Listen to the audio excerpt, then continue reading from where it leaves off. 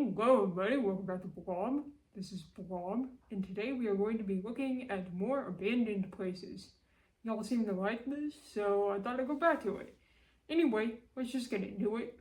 Abandoned house in Connecticut. Oh man, this is absolutely stunning, and it looks to be in the middle of fall, and that's just beautiful. I mean, it's kind of sad that someone abandoned such a nice house, but also it's like, it's really cool to watch like nature reclaim it.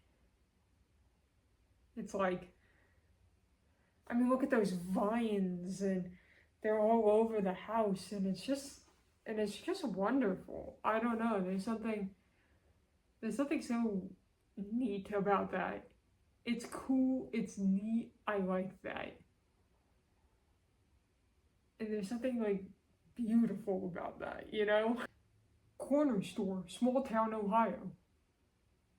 I really like this one because it reminds me of this old abandoned building that I drive by a lot, and it's really sad that it got abandoned because it looked like it was probably once like a quite bustling little corner store, but it's just sadly not anymore, and it looks like it's closed down. But this one really reminds me of that, and I've always found it sad that that little place closed because, I mean, it would be a nice corner store because it is in like a really like convenient area. I don't know, to have a little corner store. I think people would like it if it was repaired and brought back. I mean, this one also just looks like it needs to have a few repairs, and they could kind of just bring it back to life. It's not, to me, this is a little bit more sad than it is beautiful, because it's like when nature reclaims something abandoned, there's something beautiful about that. This is just sad because it looks like this could very easily be rebuilt and actually function, if not as a corner store. I mean, if someone took the time, they could rebuild this and make a lovely home for themselves, you know. I feel like there's a lot of missed potential in this building, and something about that makes it a little sad. I don't know. I love looking at buildings that have potential that people miss. And then I'm like, ah yes.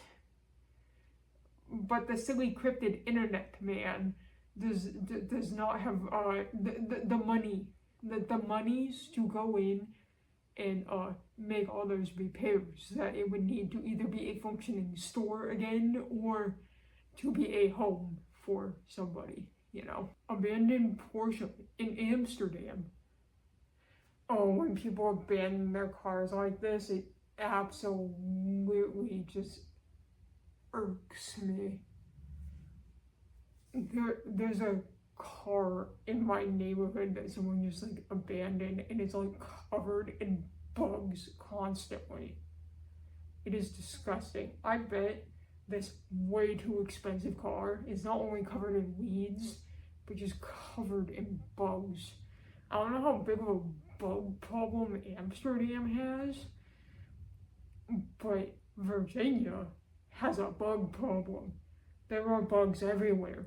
Regardless of how clean everything is, you're going to get bugs. And it doesn't help when there's an abandoned car that you are forced to park your car next to. There are bugs just everywhere. This makes me mad. Please don't abandon your cars. Bugs love abandoned cars. Weeds love abandoned cars. Someone needs to tow this car because it's causing problems in the environment. This car on screen. I don't know what's up with the car in my neighborhood, but it ain't mine, and so it's not really my problem, is it? Western Motel, San Juan, New Mexico, USA. Again, this is one of those ones that is just kind of sad. Like, I feel like they could so easily repair this and make it into a functioning building again. Or at the very least, like, put the land to good use or something like that. I mean, because those buildings do look a little decrepit, so I don't know what the situation is. Maybe there's like mold or something like that that you just can't really get out. Like, you know, because like if there's too much of the primordial ooze, aka mold, it makes structures quite unlivable. But, you know, barring mold problems, you can usually fix pest problems, you can fix any of those types of problems. So I think this could possibly be repairable, but I don't think anyone would do that, which is a little sad. And there's not a ton of nature around, so it's not even like the nature is reclaiming it. I think it's far more interesting to see when nature starts reclaiming building structures. I think these ones are just a little sad because it's repairable, you know. I mean, granted, I haven't seen it, so I don't know if it's repairable, but it's possible that it's repairable, you know. Abandoned house. Yeah, you know, this just ain't it, you know. Like, this is just kind of disgusting. I mean,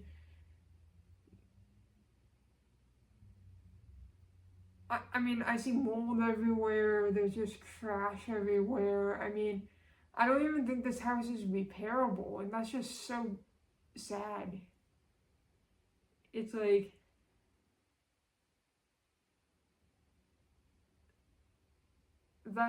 that could be just such a beautiful place, you know, because it looks like it has the bones of a beautiful place, but there's just, I mean, with all that mold and all that, like, I just don't think there's a lot of hope for that. It's really sad, because, like I say, it could be beautiful. I mean, I don't know. I was hoping for more images of cool nature overtaking things, not things that would make me melancholic, but you know, you get what you get, I guess. Oh, here we go. Here's one of nature reclaiming stuff. Abandoned greenhouses in Europe. Ah, yes, the country of Europe. Sorry, I had to make that joke. That's silly. But, oh, I like these when just like nature just reclaims it and, you know, does its thing, allows itself to grow and expand and just be beautiful. That is just, it's very beautiful, and I think it's apt because it's a greenhouse, so it was meant to house nature, but now nature has overtaken it and made its own path or something. An abandoned satellite station. That is so interesting. That pond looks so cool. And as a bog creature, I want to languish in the abandoned satellite station pond.